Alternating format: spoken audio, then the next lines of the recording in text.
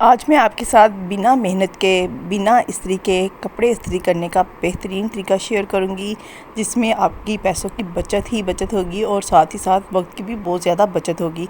इसके अलावा और भी बहुत से ऐसे लाइफ हैक्स मैं आपके साथ शेयर करूंगी जो आपकी ज़िंदगी को आसान बनाएंगे, आपकी ज़िंदगी को बदल के रख देंगे। इस्त्री के नीचे कैसे आप एलुमिनियम फॉइल लगा के अपने हज़ारों के पैसे बचा सकती हैं और ये ट्रिक कैसे काम करेगी, किस तरीके से आपने इसको लगाना है, ये सारा कुछ मैं आपको इस वीडियो में शेयर करूंगी। इसके अलावा जूसर जग के जो ढक्कन है इसको साफ़ करने का बेहतरीन तरीका बताया जाएगा और इतना आसान होगा कि आप देख के हैरान रह जाएंगी। और ऐसा सिरिलैक बनाना सिखाऊंगी जिसमें बच्चे के वज़न के साथ साथ बच्चे की हाइट भी बढ़ेगी। तो अगर आप ये सब कुछ देखना चाहते हैं तो आपने वीडियो को फुल देखना है। बिस्मिल्लाहिर्रहमानिर्रहीम, अस्सलाम वालेकुम। मैं हूँ शाज़िया और आप देख रहे हैं शाज़िया वैस। आज मैं आपके साथ जो टिप्स शेयर कर रही हूँ उसमें टिप नंबर 1 में मैं आपके साथ शेयर करूँगी इस्त्री की वायर जब हम इस तरह फ़ोल्ड करते हैं और फ़ोल्ड करने के बाद हम वायर के अंदर ही इसके स्विच को जब लॉक करने की कोशिश करते हैं तो स्विच बार बार बाहर निकल आता है, जिसकी वजह से क्या होता है, हमें बहुत ज़्यादा मुश्किल का सामना करना पड़ता है। तो अब मैं आपको बेहतरीन और आसान तरीका बताऊंगी। आपने वायर को इस तरह फोल्ड करने के बाद आपने इस तरह कैचर को वायर के ऊपर कुछ इस तरह से लगा देना है। अब आप इस्त्री को जैसे मर्ज़ी रखें, जैसे मर्ज़ी फेंकें, वायर जो है वो बिल्कुल नहीं खुलेंगी और आपको इस परेशानी का ज़बरदस्त सा मैंने हल बता दिया है। नेक्स्ट भी उन लेडीज़ के लिए, उन बच्चियों के लिए बहुत ज़बरदस्त होने वाली हैं जो इस तरह सेफ्टी पिन का इस्तेमाल करती हैं हिजाब करते हुए या दुपट्टे को सेट करते हुए। अमूमन क्या होता है, जब सेफ्टी पिन ज़्यादा इस्तेमाल हो जाए तो इसकी बैक पे जो पिन होती है वहाँ पे हम दुपट्टा जब इस तरह लगाते हैं तो डायरेक्ट उसके साथ जाके लॉक हो जाता है। तो दुपट्टा जब लॉक हो जाता है तो हम जब उसको उस पिन के अंदर से निकालने की कोशिश करते हैं तो बहुत मुश्किल होती है। सम टाइम क्या होता है, हमारा दुपट्टा जो है वो भी फट जाता है। इस परेशानी का हल बेहतरीन ये है कि आपने टिश्यू पेपर लेना है और कुछ इस तरह से टिश्यू को रोल कर लेना है। रोल करने के बाद आपने जो पिन है इसके अंदर लगा देना है। अगर आपके पास टिश्यू पेपर नहीं है तो कोई भी पेपर आप इस पर लगा सकती हैं, जैसे नोटबुक का पेपर आप लगा सकती हैं। जो भी आपके पास न्यूज़पेपर है तो उसका भी आप छोटा सा पीस कट करके कुछ इस तरह से लगा देंगी। अब क्या होगा कि ये लॉक हो जाएगा और जब दुपट्टा आप लगाएंगी या हिजाब पे आप सेफ्टी पिन को कुछ इस तरह से सेट करेंगी तो आपका जो दुपट्टा है, जो आपका स्कार्फ़ है, वो इसके अंदर अटकेगा नहीं और आपका जो दुपट्टा है या स्कार्फ़ है वो ख़राब नहीं होगा। लाजमी इस टिप को भी ट्राई करिएगा और फीडबैक देना मत भूलिएगा।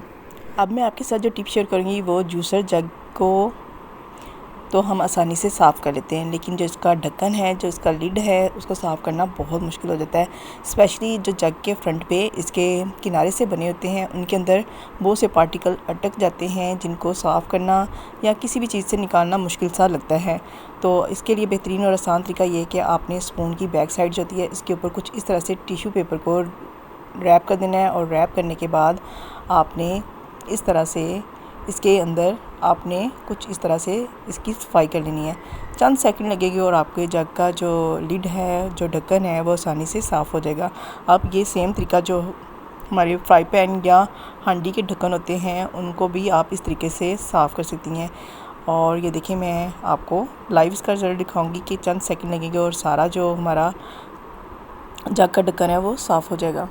सेम इसी तरीके को फॉलो करते हुए हम जग के अंदर वाली साइड जो है उसको भी कुछ इस तरीके से साफ़ कर लेंगे। ये देखिए, मैं टिश्यू पेपर को दोबारा इसके ऊपर रैप कर रही हूँ और रैप करने के बाद हम ढक्कन की अंदर वाली साइड पे इसको कुछ इस तरीके से साफ़ कर लेंगे। आप सेम तरीके से जग के अंदर जो वाशर सा लगा होता है जिसको साफ़ करना मुश्किल होता है, आपको इस तरीके को फॉलो करते हुए जग के अंदर जो ब्लेड सा होता है उसको भी साफ़ कर सकती हैं। लाजमी इस टिप को ट्राई करिएगा और फीडबैक देना मत भूलिएगा। और अगर आप मेरे चैनल पर नए हैं और आपने अभी तक मेरे चैनल को सब्सक्राइब नहीं किया तो चैनल को सब्सक्राइब करने के साथ साथ बेल आइकन को लाजमी हिट कर दीजिएगा। ये टिप भी बहुत ज़बरदस्त है, स्पेशली उन मदर्स के लिए जिनके बच्चों की हाइट रुक जाती है या रुक रुक के बच्चे हाइट को बढ़ा रहे हैं। अगर आप ये बना के बच्चों को देंगे तो ये स्पेशली बच्चों के वज़न के साथ साथ बच्चों की हाइट को बढ़ाने में बहुत कारआमद साबित होगी।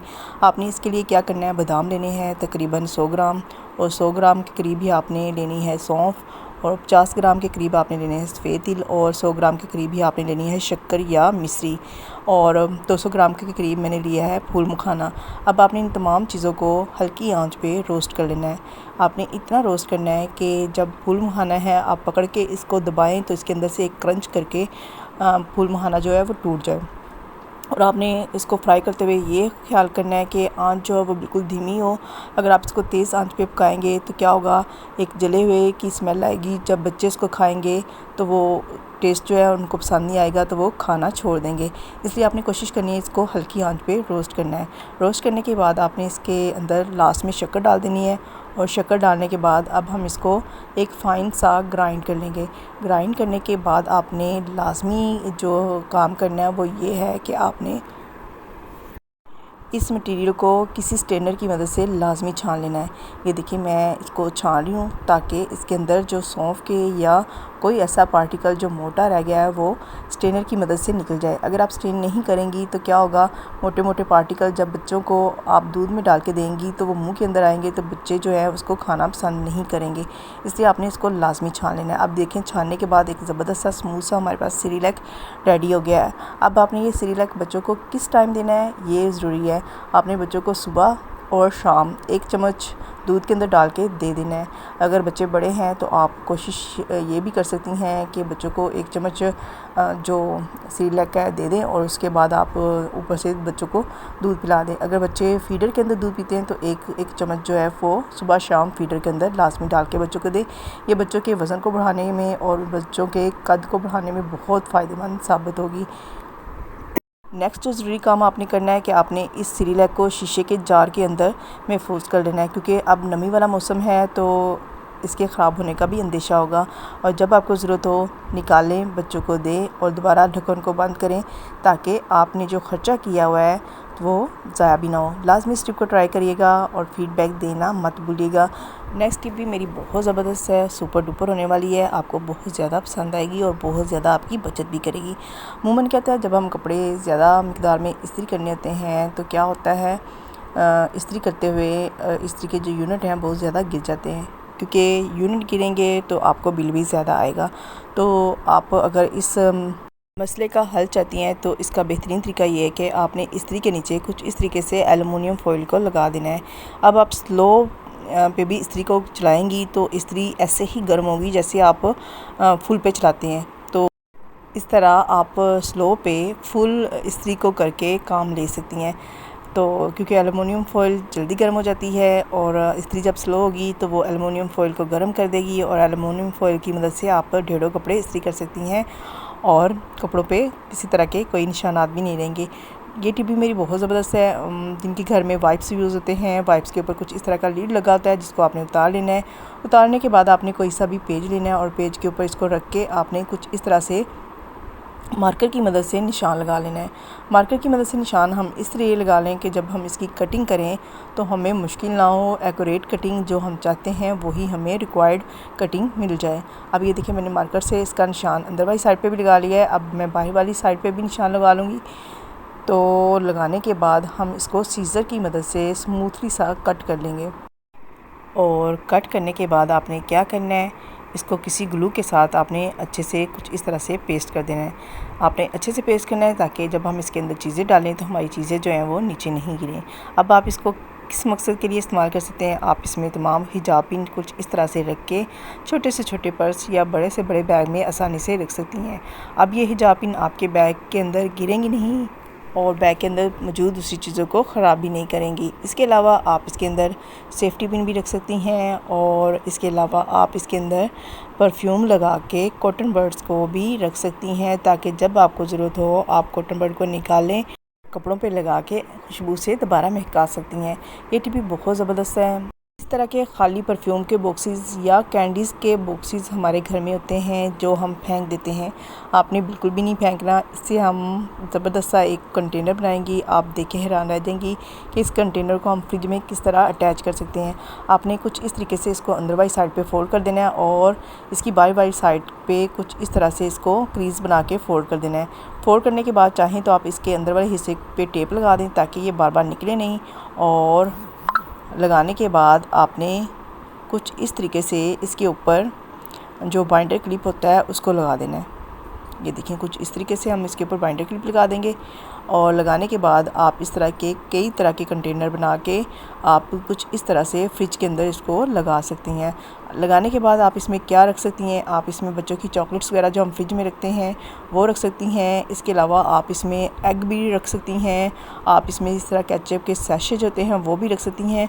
और भी छोटी छोटी चीज़ें जैसे लेमन, टमाटर वगैरह, इस तरह छोटी छोटी जो चीज़ें होती हैं वो हम इन बॉक्सेस के अंदर रख सकती हैं। आप ज़्यादा सारे बॉक्सेस बना के मुख्तलिफ़ जगहों पे इनको हैंग कर सकती हैं। लाजमी इस टिप को भी ट्राई करिएगा और फीडबैक देना मत भूलिएगा।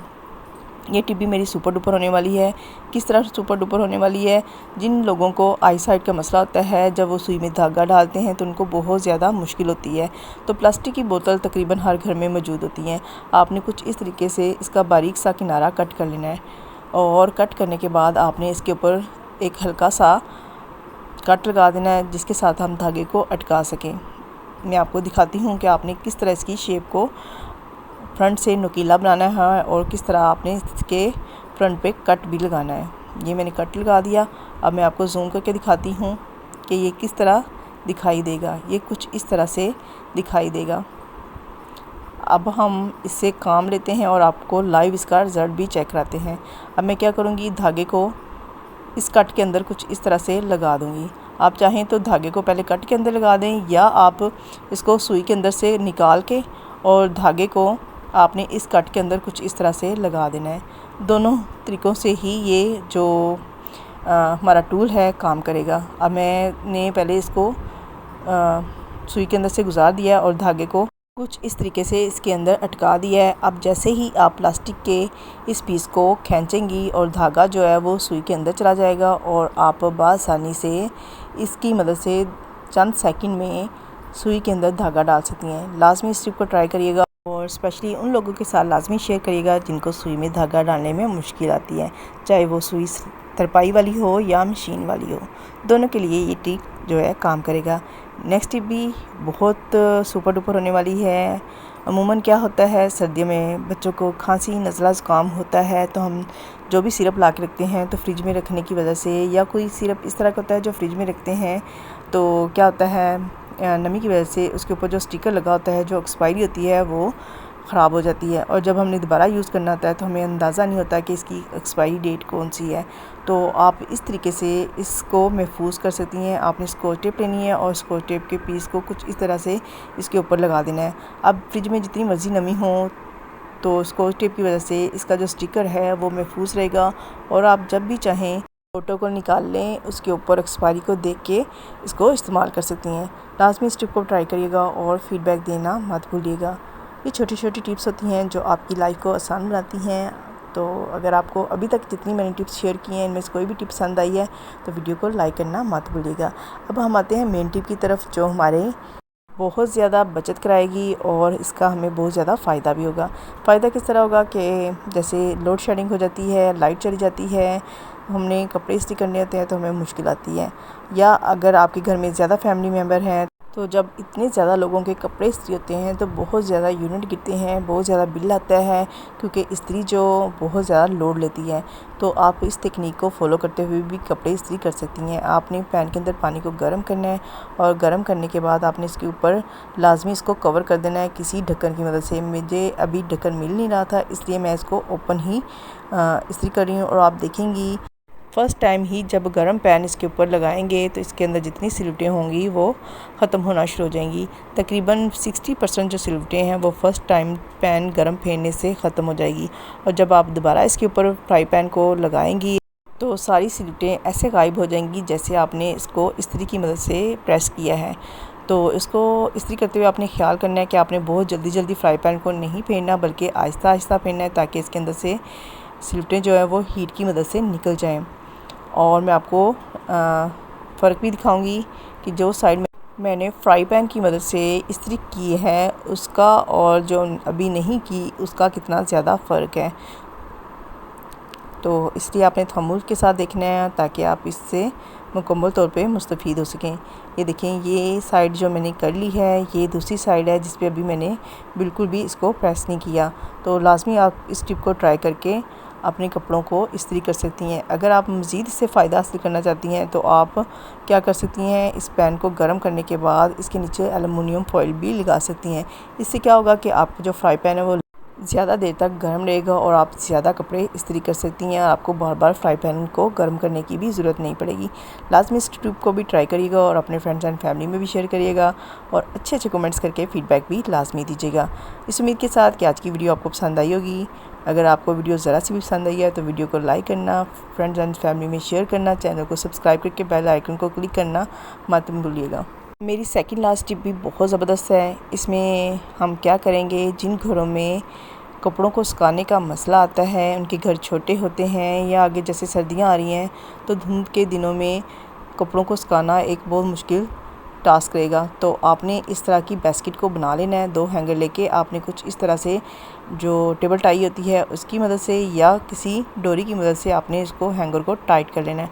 टाइट करने के बाद आप छोटी छोटी जो सॉक्स होते हैं, रुमाल होते हैं या कोई भी छोटी छोटी जो चीज़ें होती हैं जिनको हम तार पे नहीं फैला सकते या जिनके गिरने का या गुम होने का अंदेशा होता है, तो आप इस तरीके से इनके अंदर चीज़ों को फैला के इनको धूप में हैंग कर सकती हैं या धुंध के दिनों में आप इन साइड पे कुछ इस तरीके से इनको हैंग करके सुखा सकती हैं। ये टिप बहुत ज़बरदस्त है, स्पेशली उन मदर्स के लिए जिनके छोटे बच्चे हैं, तो वो इस तरह उनकी छोटी छोटी जो चीज़ें हैं, कैप हैं, शूज़ हैं, इसके अंदर डाल के इनको सुखा सकती हैं।